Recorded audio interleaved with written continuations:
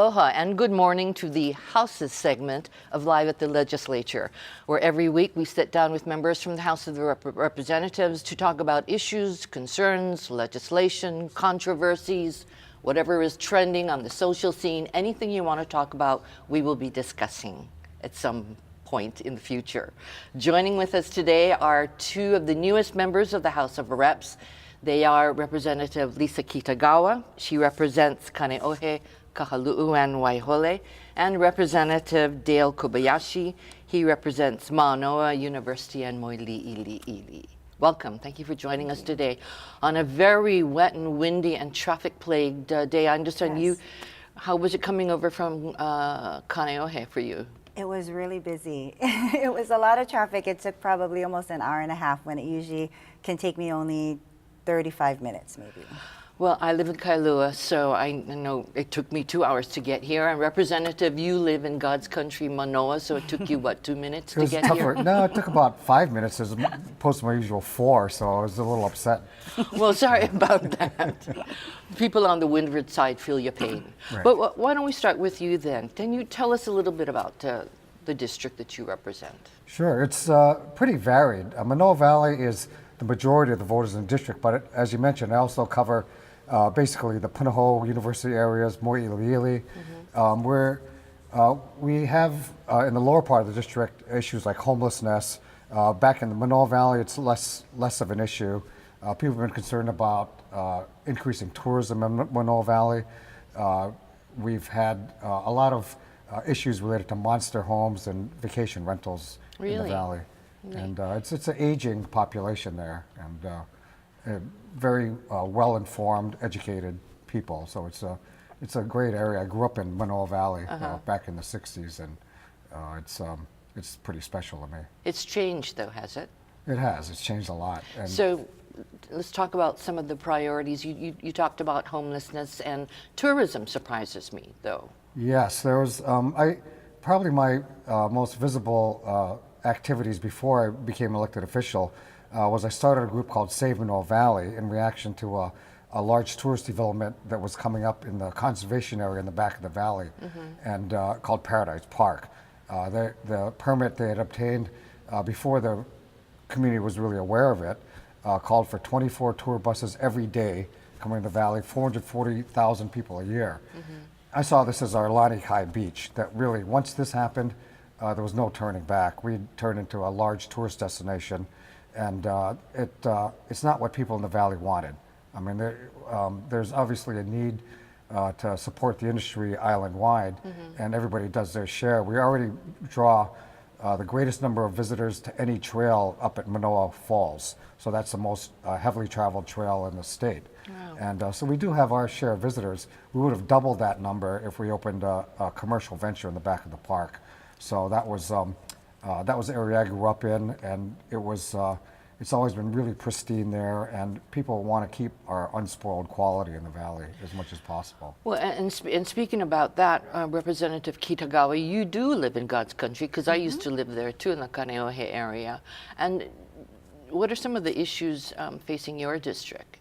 I think some of the issues that are facing Kaneohe all the way to Waihole really are similar to what's happening across the state. So issues of homelessness, like Representative Kobayashi said, the number of homeless individuals has definitely increased, especially since the time that I've been growing up there in Kaneohe. Affordable housing is an issue, cost of living. A lot of people in my district have lived in their homes for generations. So there's a lot of issues surrounding kupuna and aging in place and being able to have the kupuna caregivers program where families can have support to help care for their kupunas and make sure that they're able to stay in home and age in place. So those are some of the issues that are important, as well as, you know, we have a lot of keiki. Education is a huge issue within my district as well.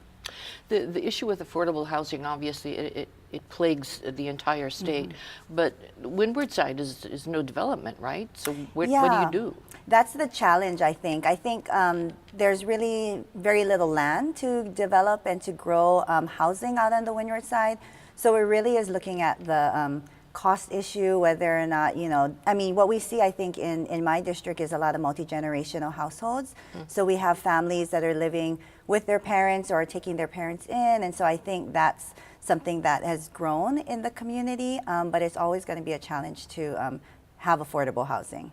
And for you personally, I mean, what are the particular issues that you want to work on or are working on this session? So my background's in education. I have a master's degree in higher education administration. So before coming to the legislature, I worked at the University of Hawaii at Manoa for about 12 years. So education is really important to me, not only higher education and supporting that in our institutions here in the state, but also public education. So having graduated from Castle High School, and my children are going up through the public education system in Kaneohe, making sure that we support education in my district is important, making sure that we're able to bring capital improvement projects and funds for resources to the schools in the district, that's important.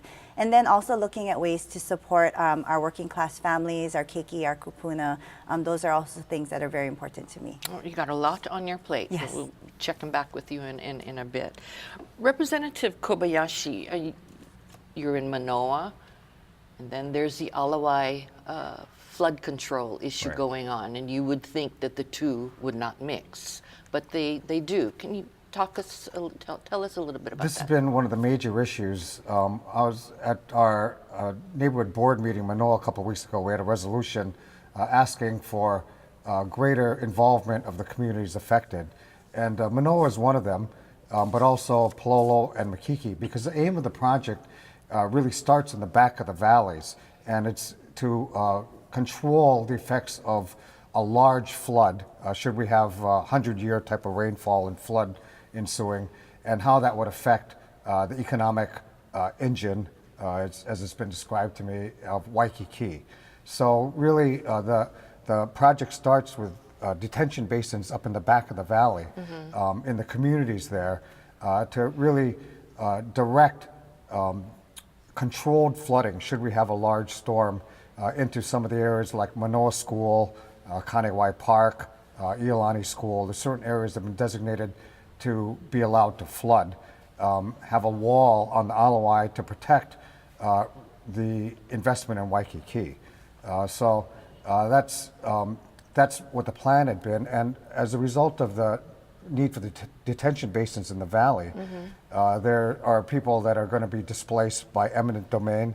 There are also people that are going to be affected that are close to the flooding areas in the parks, including 2 of the elementary schools in the district. So there's a lot of concern. The residents definitely feel like they haven't been kept in the loop on this. I've been working with the Army Corps as well as the DLNR and other legislators covering the other areas here. And our aim is to really put a pause on this and get people to get involved. So I have the Army Corps, we're looking to do a town hall and try to get them to come out and explain to people what they're doing, how they're going to be affected, and listen to the community as far as potential alternatives to displacing individuals.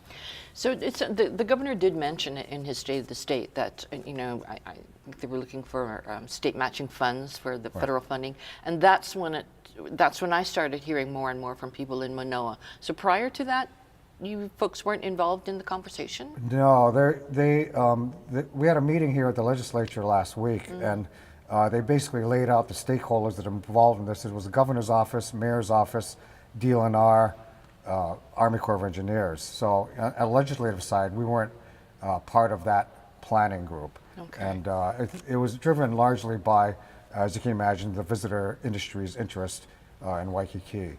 Okay, but now you are definitely on board and part of the conversation. That's right. So we've kind of forced our way through the door, and I think it's a larger conversation that as we go forward, do we draw a line as to where the interest of the community sometimes should trump the interest of the visitor industry? And I think it's been pretty much a one-way street to this point. We need to have a discussion on what limits we should have on that situation. Well, let's get back to something that I did talk about earlier. You both are freshman lawmakers. There are 10 of you in here, a variety of professions, experience. So, Lisa, tell me a little, why did you decide to run? Okay. Well, I decided to run for office. I've always actually been interested in government and policy since back in high school. And I just kind of assumed that I would do this as a second career. So after working at the university, I would retire and then look into going into public office. However, I realized that the community that I was growing up, that I had grown up in, had changed so much. There are so many issues, so many things that are going on that needed, taking care of. And I have 2 young children, so my daughter is 7, my son is 4. And I started thinking about it and realized that if I wanted to see a future where they would be able to thrive, where they would be able to see positive changes in their community, that I needed to run for office now, that I needed to be a part of the solution instead of waiting until later. So that's kind of what pushed me to do it, because I want to be able to see positive changes for the next generation. And it's really an honor to be able to represent my hometown, where I grew up, people that I have known my entire life. And so I'm really thankful that I have the opportunity now to represent District 48. And Representative Kobayashi, has it been what you expected it to be, walking around the halls in this state capitol? It has been. I've never really looked forward to being a politician in and of itself. I think I grew up really believing it to be one of the worst things you can do as far as personal enjoyment. My reasons for doing this are things I feel are important to the community and to all of us going forward. But it's been what I expected, I would say. Well, thank you for joining us. We are going to be watching the 2 of you. But thank you for stepping up to the plate and throwing your hat in the ring. I'm sure that it'll be an exciting session, and we're not even halfway through. So to all of you, keep checking in with us every Monday or Tuesday whenever we're on again next time for Live at the Legislature. We will see you again next Monday. Aloha.